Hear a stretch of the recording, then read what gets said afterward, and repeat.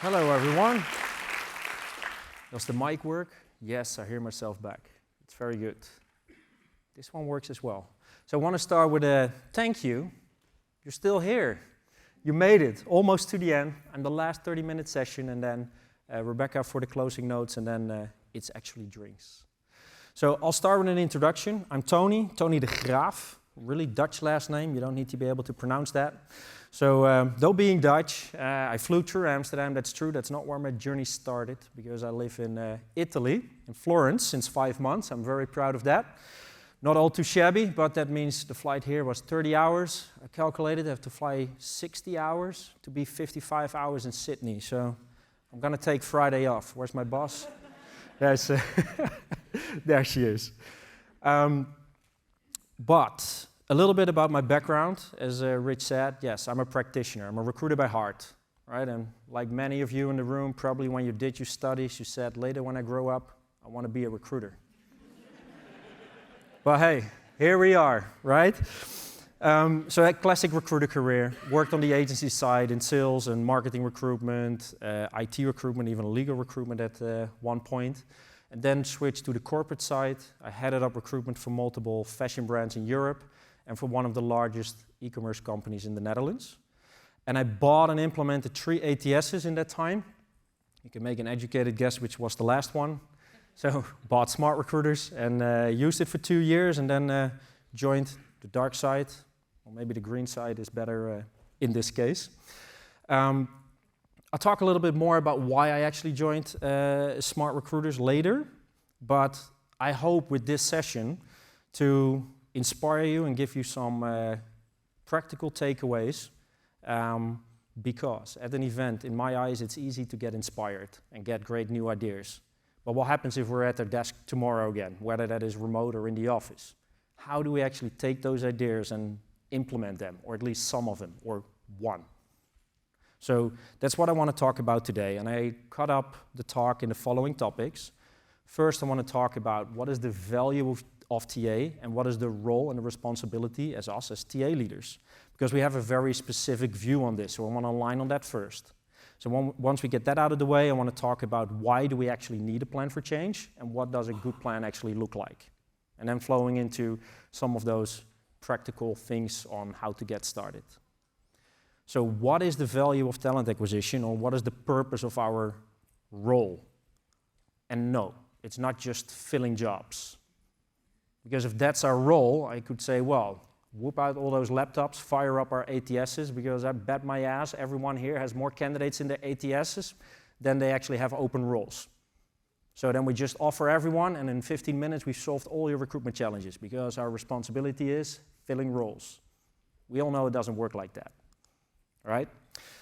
The value of our roles, or the purpose of a role, lies in the business impact that we actually have successfully filling those roles, right? So we need to have the right person exactly on time. So our value is not created in our own function, it's not created in HR, it's in the business where we need to look for our impact. And I actually want to take that one step further, because I truly believe that we as TA, our function, our work, we actually enable the business strategy of our organizations.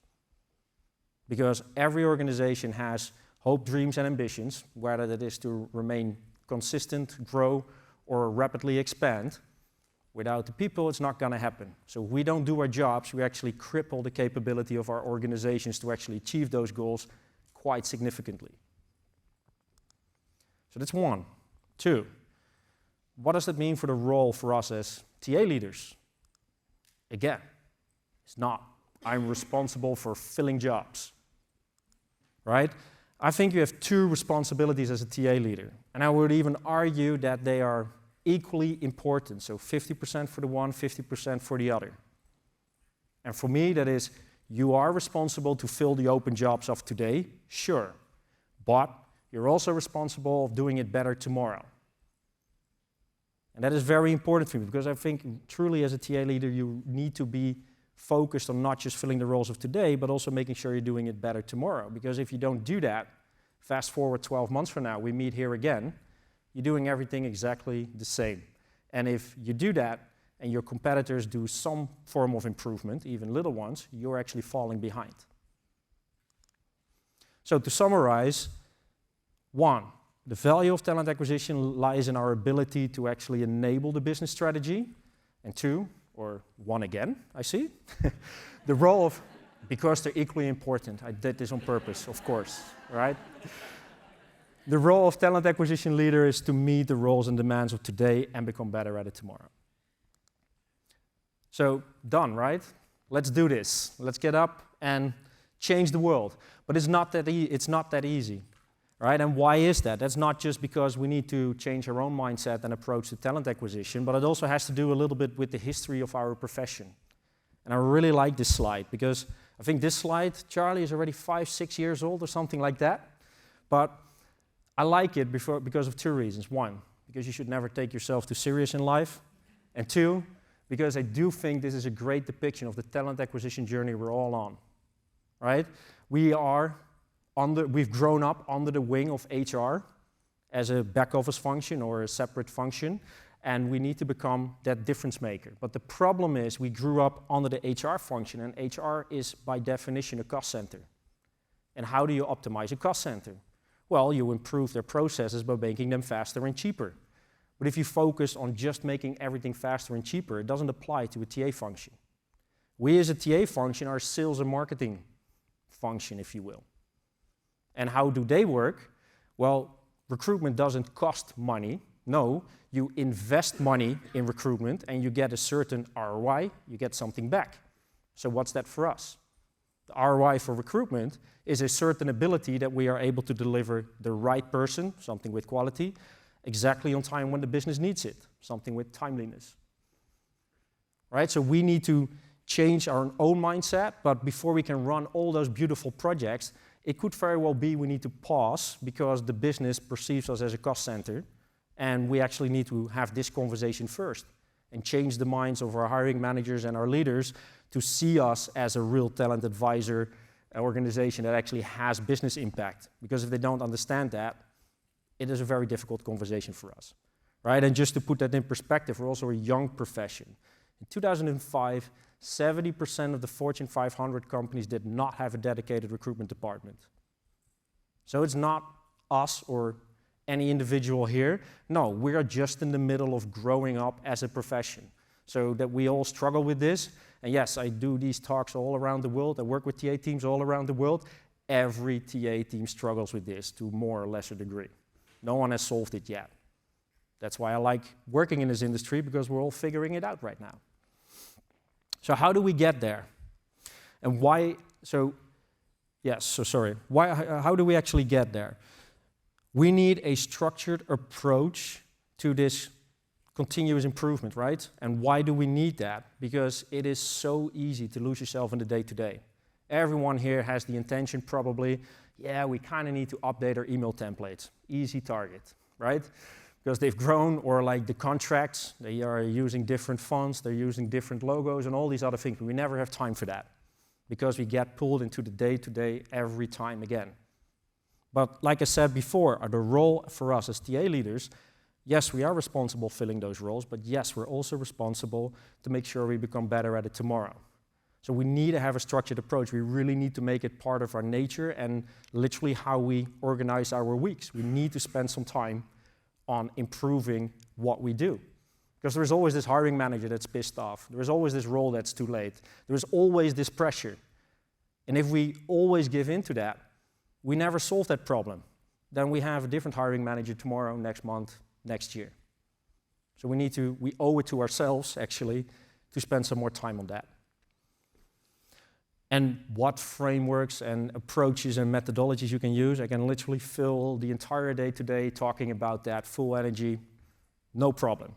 But I want to just focus on 2 things that I would like to give to you as food for thought. What I think you really need in developing your own approach to integrating continuous improvement into your daily work, if you will.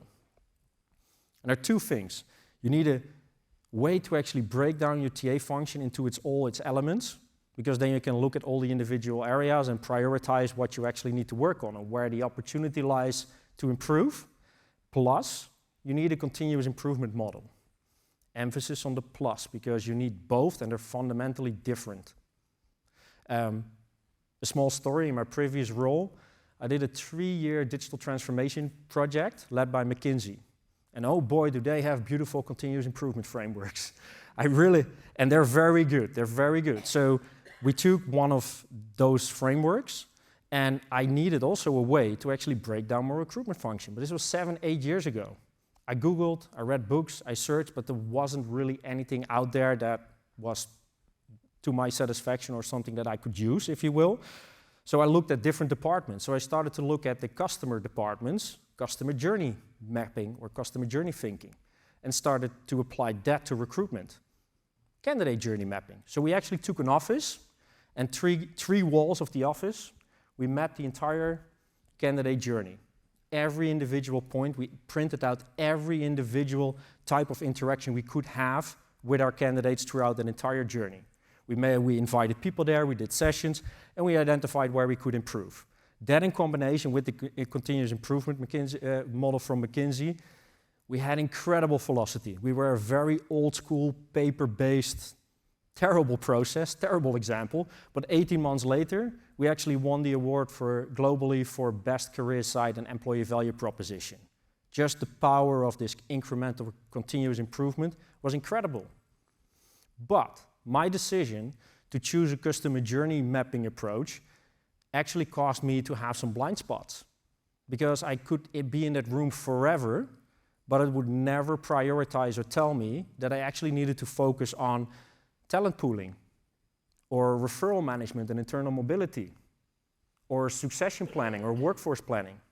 That would never come up. So I created blind spots with the wrong methodology I've chosen. Though on the front end, we still had a great velocity and great stories, and it was not bad. But if I look back, I wasn't able to solve everything for the entire recruitment function. Forward a couple of years, Amsterdam, 2019, hiring success event. I was there as a speaker to talk about this employee value proposition that we developed. And I had to speak the talk in the morning, which is highly recommended, so I could relax for the rest of the day and not be so nervous as I was today. So I was very relaxed because my talk was at 11 a.m. or something like that, I don't remember exactly. In the closing keynote, listening to a woman, a lady, VP of Hiring Success, Rebecca Carr, working for us at the time in that role, and she was talking about a methodology that they developed, the Hiring Success Framework. A perfect way to break down the TA function in all its small elements and etc. I got so enthusiastic, I started talking to all different SmartRecruiters people, so they couldn't get around me anymore. 2 weeks later, I got an offer and I worked for SmartRecruiters.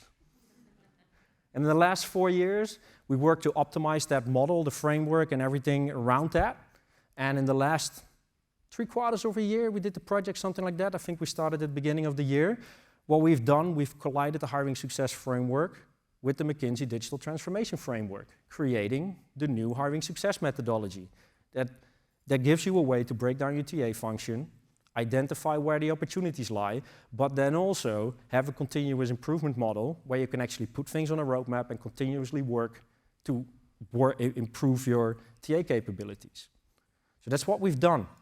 And then you actually create, I really like this, a hiring success flywheel. Because building a strong TA function, and this is something also we need to really accept, it's not a one-time project.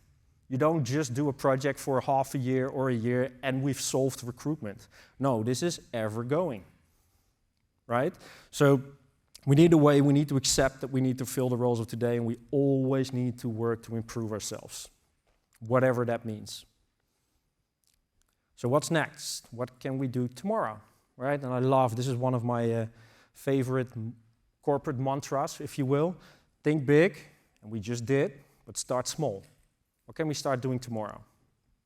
I have 4 things that everyone can start implementing directly. It doesn't require any big projects or budget approvals or anything. This is more around the behavioral thing that you can do differently in your mindset or how you show up to work, and what you can ask your recruiting teams to do different and how they show up to work.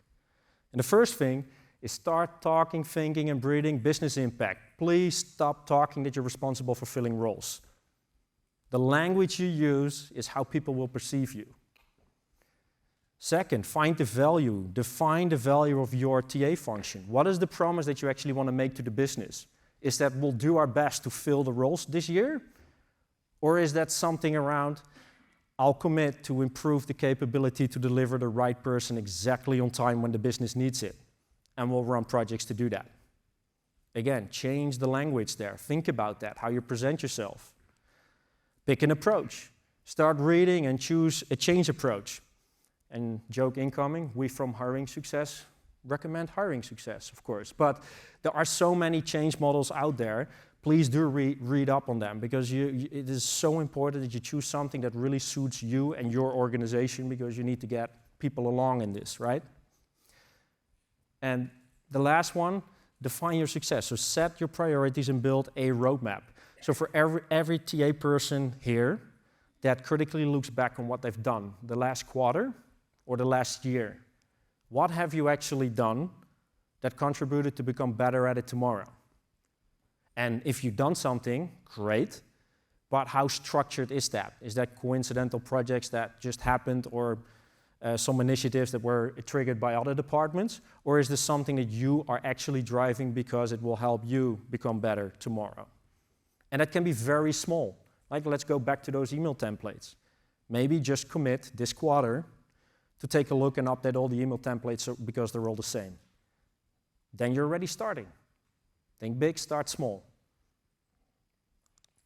So we have a few resources available for all of you, right? So that's one step larger again. And that's the book, the guide, and the cert. We have the book from our founder, Jerome, Hiring Success. And this explains why you should care about talent acquisition from the perspective of the CEO. So this can help you formulate this language and your story on why people should invest in talent acquisition. And what I actually did, I read the book, I just gave it to my CEO in my previous role. And 2 weeks later, the PA reached out, and from that moment forward, I had a bi-weekly with the CEO of 1 hour.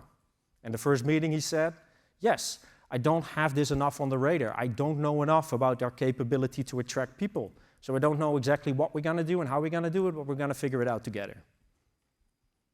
So I let the book do the talking for me.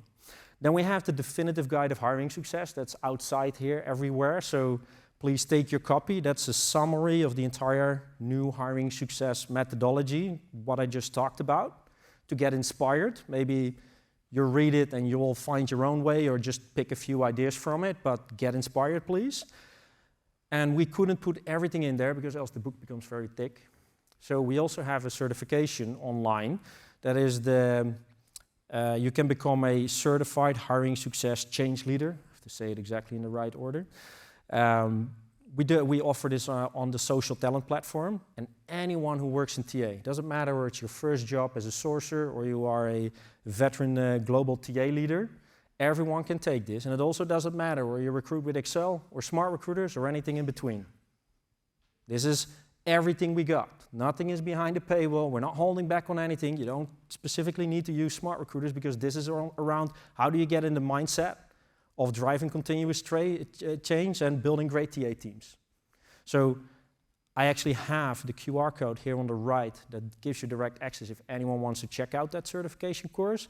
And obviously I will also work with the event team to make sure that everyone gets a link so you can at least check it out, or it's something for you.